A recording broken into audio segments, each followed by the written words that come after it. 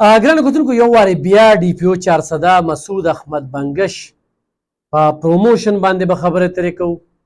نور داسې مهم سوالونه دي چې په هغې باندې به خبرې ترې کوو. تاسو به م وایه چې یاره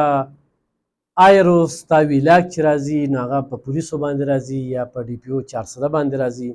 نو چې موږ یو ویلاګ وکړو نو هغې سره ډېر سوالونه را پیدا شي، نو د هغې په تناظر کې بیا موږ غواړو چې خبرې ترې پرې وکړو. ګرانو کتونکو یو خو د ټولو مخکې ډي پي او 400 مسعود احمد بنګش ګریډ 19 ته پروموټ شو، یعنې ترقي وشوه. کله چې داسې ترقي وشي نو بیا پکې ټرانسفر پوسټینګ خبره خو هم راځي، خو بهرحال د هغه دومره ورځې نه دي شوي او الله دې کي چې په دغه ضلع باندې پاتې شي. نو موږ ورته مبارکي وایو او دا د هغه د قابلیت چې دا کوم لیست تاسو ګورئ په دې لیست کې په 3 نمبر دی، نو دا ټول هغه لوی افسران چې یو شمېر افسران دي د هغوی پروموشن شوی دی، هغې کې د 400 ډي پي او هم دی. څنګه سوالونه پیدا کېږي؟ پرون را سره یو مشر میلو شو، وی ته خو د پولیسو ډېر صفت کې. زه د هر هغه افسر صفت کوم کوم چې زما د دې ضلعې دپاره کار کوي، کوم چې خپله تنخوا حلاله ګڼي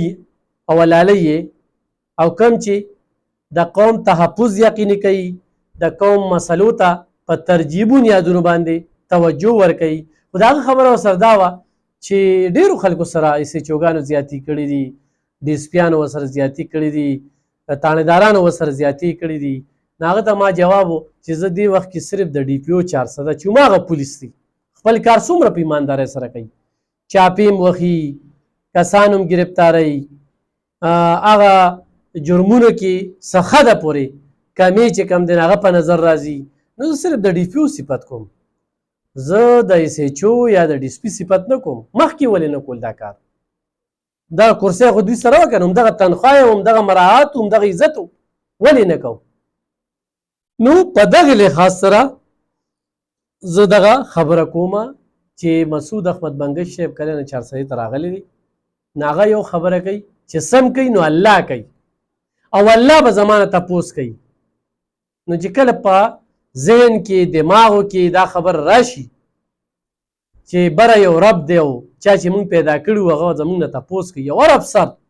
دې ته توجه کړي، نو زموږ بیا د سیاسي خلکو ته ضرورتونه نشته دي، شپارستونو ته هم ضرورتونه نشته دي، هر چا لپاره دروازې کولو دي. بله خبره به ډېر مهم کوم چې ډېر پولیس والا تاسو په پیسو عادت کړي وي، دغه کرپ خلکو، دغه ناسوري خلکو دوی عادت کړي وي،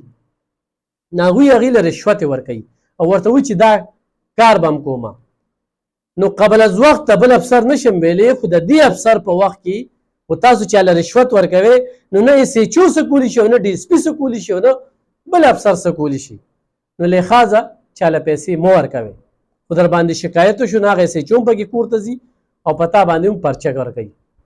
نو ښه دا ده چې هله رشوت خپل ځان ټیک کړي. یار ولې رشوت ورکوي؟ رشوت غل سړی ورکوي، کرپ سړی ورکوي. چې کوم افسر ایس ایچ او کار نه کوي ډایرکټ ډي پي او ته ځه شکایت ورته کوه، په دې زما دا کار نه کوي. بل یو مسعود خان ایس ایچ او تنګي کې هم پاتې شو، مندڼي کې هم پاتې شو، په سی ډي کې بیا ایس ایچ او اوس ساډیرو ته لاړه. یو ډېره لویه لمحه فکریه ده چې یکدم د هغه ټانک ته ټرانسفر کېږي. موږ دلته ایس ایچ اوګانو ټرانسفرونه لیدلي دي، نوښار ته، ملکنډ ډیویژن ته، صوابۍ ته، پېښور ته، خو زما د یاداشت شو د ډي پي او ټرانسفر مې لیدلی دی، ډي اس پي ټرانسفر مې لیدلی چې چېرته لرې به شوي، خو د ایس ایچ او مې نه دی لیدلی. نو دې ته زه ښه مضبوط زور وایم چې مضبوط زور چې کوم دی نو دې کې استعمال شوی دی او دی ورته یو جلک وښوده چې موږ داسې هم کولی شو. نو هغه ایس ایچ او ټانک ته، او ټانک دا یو داسې ځای دی چې هلته کې وردي اچول هم ډېره زیاته ګرانه ده، هلته کې ترهګري ډېره زیاته ده، هلته کې ګل والا افسر چې کوم دی هر وخت په نښه وي. نو یعنې نښه کېدو له چې کوم دی نو د ټرانسفر شو. ډېر خلک داسې وایي چې یاره دا خو ټرانسفر پوسټینګ دی. بلکل ټرانسفر پوسټینګ دی، خو چې پولیس والا د دې نه ونه یارېدل چې یاره ګلګت ته ومې بدلوي که نه، چترال ته ومې بدلوي که نه، هر څه ټیک ټاک دي. خو موږ په شپارستونو باندې ځان په تاڼو کې لګوو، په شپارستونو باندې موږ ډیوټۍ کوو، د دې د وجې جرمونه زیاتېږي. خو دې کې سوال دا دی چې زه د ماضي په تناظر کې وګورم نو داسې لرې ټرانسفر یو نه دی شوي او بل دې وخت کې په 400 کې مسعود خان د ډي پي او په حکم باندې ډېرې زیاتې کاروایۍ وکړلې نو د هغه کاروایۍ په تناظر کې هغه ډېر لرې ټانګ ته چې کوم دی نو ټرانسفر شو نو دې ته زه زورور ټرانسفر وایم دا ښه د افسرانو په ملي بګت باندې سزاوار چې کوم دی نو هلته کې هغه ته سله میلاو شوله نو دا یو ډېر لوی سوال دی ډي پي او صاحب باندې هم دی په ډي آی جي مردان ریجن باندې دی. بل ګرانو کتونکو جرمونه او عدالتونه او د هغې نه پرېښودل کله چې سرکار اف آی آر وکړي نو دغه اف آی آر کې بیا د ډي پي پي یو ډېر مهم رول وي. نو زه ټول ډي پي پي نه یادوم زمان کیسونه دي سر نه هوږئ فایل نه ګوري دړه زور یې نه وي بس یعنې ښه ډېرې تنخواګانې اخلي خو دړه زور یې نه وي. نو بعض ډي پي پي هغوی پیسې چوګانو باندې قلنګونه یې ښودلي دي د هغوی نه ډیمانډونه کوي د هغوی نه د تیلو پیسې اخلي یا څه ګرفتار شي څه ګیر شي په هغې کې ترېنه حصه غواړي نو په دې باندې به د پراسیکیوشن چې کوم مشر دی ضلع کې هغه لم نظرثاني پکار ده او ډي پي او صاحب ته هم په دې باندې زمونږ خواست دی چې تاسو سره پته وي چې د بعضې سچوګانو نه ډیمانډونه کیږي او هغه ډیمانډ په توګه باندې هغه د هغه د کیس پیروي کوي او دغه ډیمانډ پوره نشي نو هغه کیس هغه شانتې جج ته پرسو نشي چونکې خو ایس ایچ او دی سرکاري اف آی آر دی نو هغې کې ډي پي پي کار کوي کوم ته چې موږ پی پی وایو دغه پی پی چې کوم دی نو په هغې کې کار کوي نو خو هغه ښه وکالت وکړي نو سرکاري اف آی آر چې کوم دی نو هغه مضبوط وي نو بعضې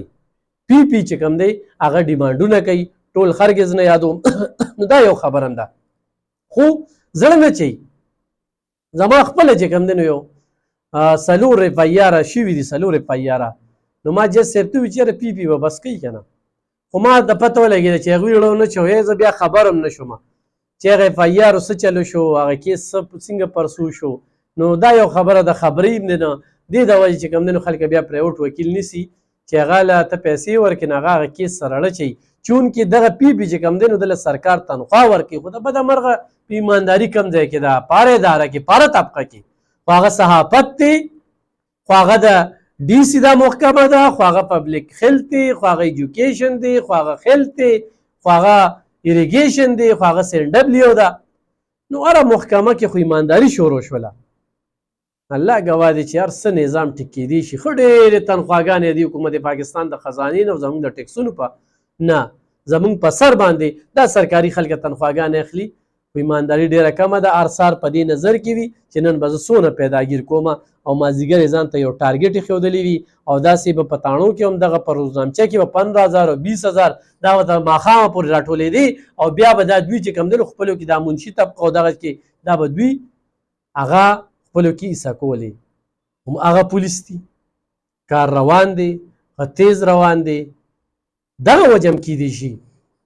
چې بعضې سیجوګانو چاته لاس اچولی دی تانیدار چاته لاس اچولی دی په جایز یې ورته اچولی دی هغه سړی راغلی دی هغه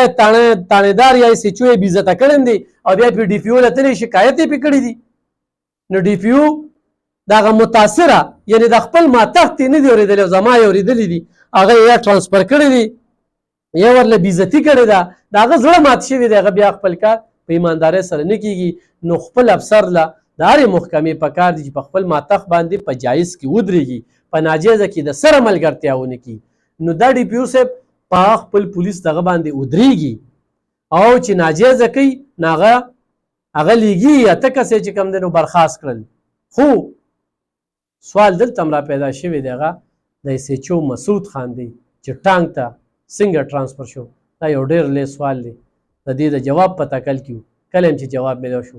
انشاءالله تاسو سره به شریکو یو وارې بیا ډي پي او 400 مسعود احمد بنګش ته په پروموشن باندې مبارکي وایو او دا خبره هغې خلکو ته کوو ډېر خلک ماته وایي ته ډېر صفت کې لکه هغه خلک چې راګیر دي نو غواړې زه په دې خپلو خبرو کې ډېر زیات انفارمیشن هم در کوم زه هم خبرېږم زما ذرایم ماته چې کومه خبر ورسي چې د ډېرو به ځمکې ضبط کېږي دا په لیست کې چې کوم دی نو دا د ځینې دي دا ټارګټ دي نو لحاظه خپله قبله درست کول دي ماپ کېدل والا افسر نه دی ماپ کول نه کوي او په دې کې مهمه خبره دا ده چې د 400 ټول امپیګانو ایمنیګانو هغوی ورله د ملاتړ لاس ورکړی دی هغه ورته دا ځله صفا کې د هر قسمه ناسوري خو هغه ایس دی او خو هغه نور دی سوال دغه دی چې یاره انټرنیشنل پسې ګرځي څوک چې په بار ملک کار کوي خو لوکل پسې ولې نه ګرځي نو د ډي پي او صاحب دغه جواب و چې زه لوکل ته مې لاس اچولو نو بیا به خلکو وي چې د هغوی نه ویارېد هغوی ته دغه نه کوي نو اوس په لوکل باندې راځي او په څومره هسپتالونو کې چې دا مریضان دي نو لوکل به ډېر زر ده چې کوم دی هغه ګرفتار شي او ریکارډ اف آی آر دې وخت کې په 400 کې چې کوم دی نو هغه شوي دي او داسې اف آی آر مخکې نه وي شوي بلکې په سرکل کې رالل په دایره کې داخل کرالل کوم لیبل چې و هغه لیبل پوخ لګېده نو نور مزید هم ډېرې پخې را دي انشاءالله بیا به خبرې ترې کوو